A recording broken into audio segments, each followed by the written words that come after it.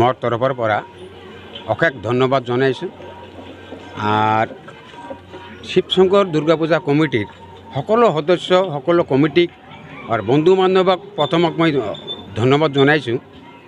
এইবাৰ theme Burj খলিফা আৰু যি কমিটিয়ে এই শিৱশংকৰ কমিটি মই নহয় যিকোনো ডেকাৰৰ আহক ভালকৈ কাম কৰিব মই নিশ্চয় জানো।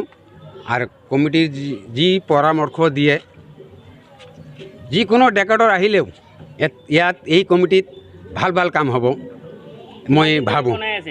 এইবাৰ থিম হ'ল বুৰ্জ খলিফা। কিমান দিন ধৰি বনাই আছে? মই নাই চিন্তাধাৰা মোৰ আমাৰ 6 মাহেই হ'ল।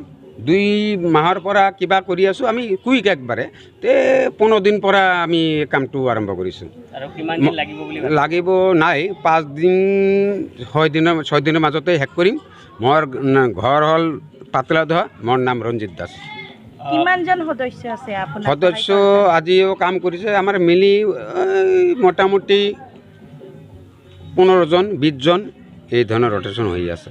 আপোনাৰ যিবিলাক শ্ৰমিক আছে বা শিল্পী আছে সেইসকল কি ইয়াৰে না নাই স্থানীয় মোৰ নিজা ষ্টাফ। আমি যোৱা বছৰ আমি কলকাতাত এটা পাইছিলোঁ ভিডিঅ' পাইছিলোঁ, বহুত লাইক পাইছে, হিট হৈছে বুৰ্জ খলিফা।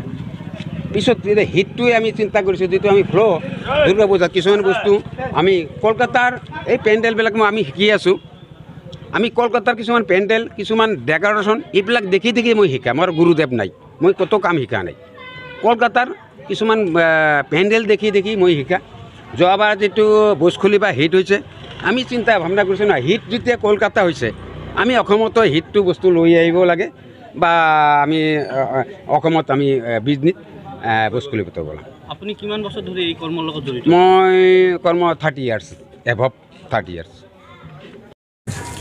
আমি একচুৱেলি ডুবাইৰ যিটো #1 ওখ ৱৰ্ল্ডৰ #1 ওখ যিটো বিল্ডিং আছে এইটো বুৰ্জ খলিফা হয়। তাৰ এইটোৰ যিটো কলা কীৰ্তি আৰু যিটো কাৰিকৰী আছে সেইটো আমি দেখাব বিচাৰিছোঁ। শিল্পীয়ে বনাইছে এইটো আমাৰ স্থানীয় শিল্পী পাতলাধোৱাত। কিমানমান খৰচ? এইটো একচুৱেলি টোটেল বাজেটটো আমাৰ 12 পৰা 15 লাখ টকা। এতিয়ালৈকে 10 লাখমান খৰচ হ'ল। পূজাত কি কাৰ্যসূচী আপোনাৰ? পূজাত বহুত কাৰ্যসূচী থাকিব, যেনে এই বিল্ডিঙৰ লগত এইটো আমাৰ এটা ৰাতি লাইট শ্ব' থাকিব।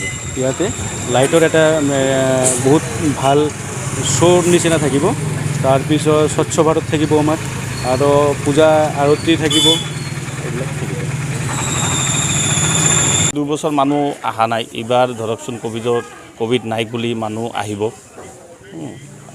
গতিকে আপোনালোকৰ ফালৰ পৰা কি কাৰ্যসূচী ৰাখিছে? আমাৰ ফালৰ পৰা কাৰ্যসূচী বুৰ্জ খলিফাটো আছে। তাৰে পিছত ধৰকচোন মানে পূজাৰ আৰতি হ'ব। তাৰে পিছত ধৰক এই স্বচ্ছ ভাৰতটো ৰাখিম।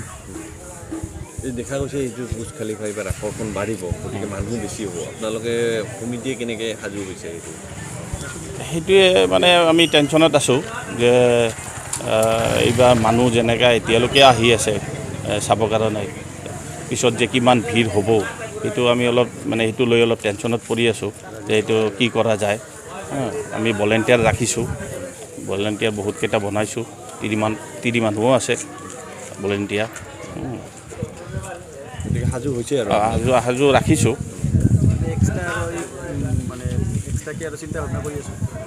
এক্সট্ৰা চিন্তা ভাৱনা কৰি আছোঁ কি কৰা যায় আৰু বেলেগকৈ। ৰাইজৰ সুবিধাৰ কাৰণে আপোনালোকে ব্যৱস্থা ল'ব ল'ব লাগিব। ৰাইজৰ সুবিধাৰ কাৰণে